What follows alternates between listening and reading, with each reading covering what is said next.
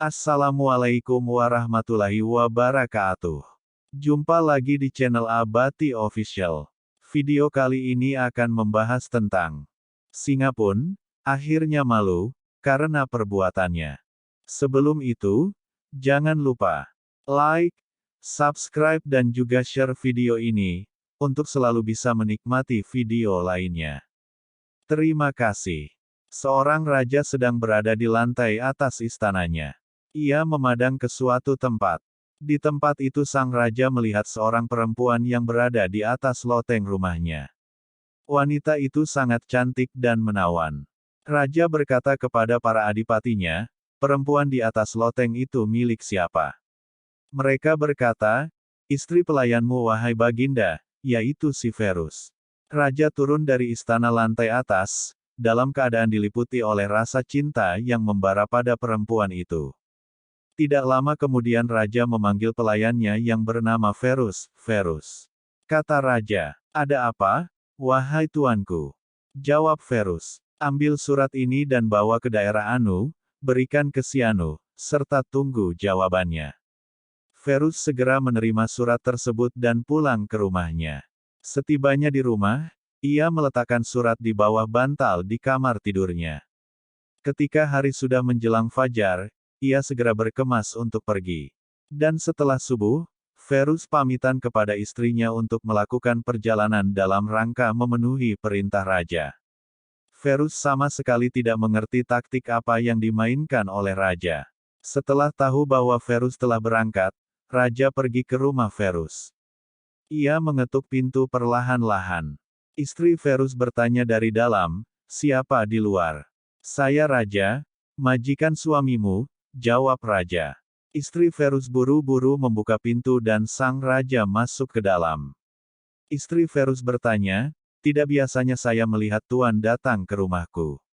Saya datang untuk mengunjungimu, jawab raja. Saya memohon perlindungan kepada Allah dari kunjunganmu seperti ini. Saya pikir kunjungan ini tidak mengandung kebaikan sama sekali. Loh, sepertinya kamu tidak tahu siapa aku. Saya ini kan raja dan majikan suamimu. Kata raja, oh iya, tentu saja tahu sekali, wahai tuanku. Engkau adalah raja dan majikan suamiku. Namun, apa yang engkau lakukan ini persis seperti yang digambarkan oleh para penyair tempo dulu. Aku akan meninggalkan air kalian tanpa akan mengunjunginya, karena banyak yang mendatanginya, jika seekor lalat jatuh di atas makanan, tanganku kuangkat walaupun nafsuku menginginkannya, singa-singa akan menjauhi tempat genangan air, jika telah dijilat oleh anjing-anjing.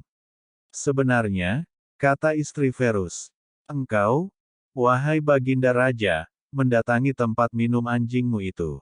Mendengar perkataan tersebut sang raja merasa malu. Lalu ia keluar dari rumah Verus dan membiarkan wanita itu. Saking terliputi oleh rasa malu, sang raja lupa pada sandalnya, sehingga tertinggal di rumah Verus. Adapun Verus, ketika ia telah pergi dari rumahnya sudah cukup jauh untuk melaksanakan perintah raja, dirinya kehilangan surat itu. Ia menggeledah seluruh bawaannya, namun tidak menemukannya. Tiba-tiba ia teringat bahwa surat itu tertinggal di rumah, di bawah bantal di kamar tidurnya. Ia segera kembali ke rumahnya. Verus sampai ke rumahnya, tidak terlalu lama setelah sang raja pulang dari rumah itu. Di depan rumahnya Verus menemukan sandal sang raja. Ia tahu ternyata raja mengutus dirinya untuk mengantar surat itu mempunyai maksud tidak baik. Verus tidak banyak bicara dan tidak menampakkan perubahan apapun. Ia masuk ke dalam rumah dan langsung mengambil surat. Setelah surat diambil, dia langsung berangkat untuk memberikan surat kepada orang yang dituju. Setelah itu ia kembali ke kediaman raja, dan melaporkan bahwa ia telah menyampaikan surat tersebut, serta menyerahkan surat balasannya.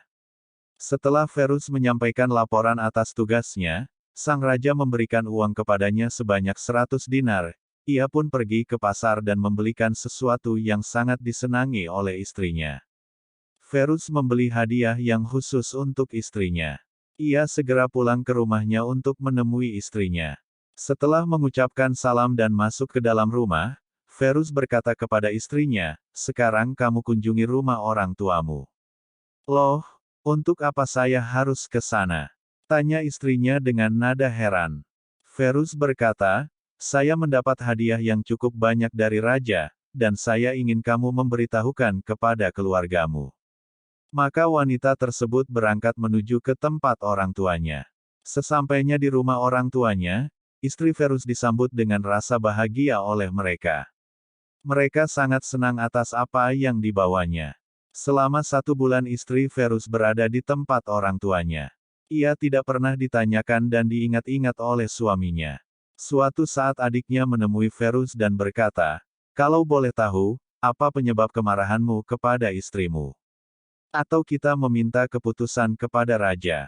Ferus menjawab, jika engkau mau mengambil jalan secara hukum, silakan. Sebab, tidak ada hak dia yang saya langgar. Keluarga istri Ferus meminta agar urusannya diselesaikan secara hukum.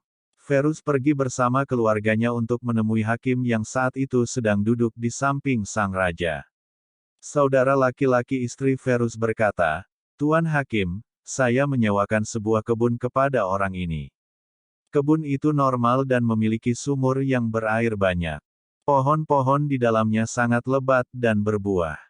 Ia memakan buah-buahnya namun ia merobohkan pagarnya dan merusak sumurnya. Hakim berkata, Ferus, bagaimana? Ferus berkata, Pak Hakim, benar sekali, saya telah menerima kebun tersebut, dan menerimanya dengan baik-baik. Hakim bertanya, apakah kebun tersebut diterima olehmu dalam keadaan seperti semula? Ferus menjawab, benar sekali. Namun, sekarang saya ingin menjelaskan penyebab diserahkan kembali kebun ini. Hakim bertanya, apa penyebabnya? Silakan kamu kemukakan.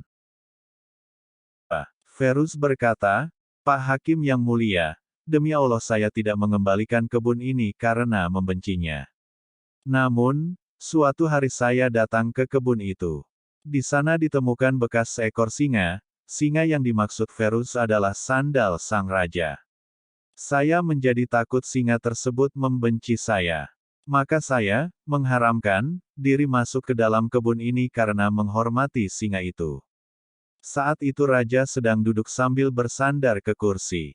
Lalu bangun secara cepat dan berkata, wahai anak muda, kembalilah engkau ke kebunmu. Demi Allah singa itu hanya masuk ke kebun dan tidak melakukan apa-apa. Tidak sehelai daun pun yang diambil dan tidak satu mangga pun yang dipetik. Singa itu pun tidak lama berdiam di dalam kebun. Ia keluar tanpa melakukan apapun. Sebab, singa itu tidak pernah menemukan kebun seperti kebun itu. Pagar kebun itu sangat kuat melindungi pohon-pohonnya.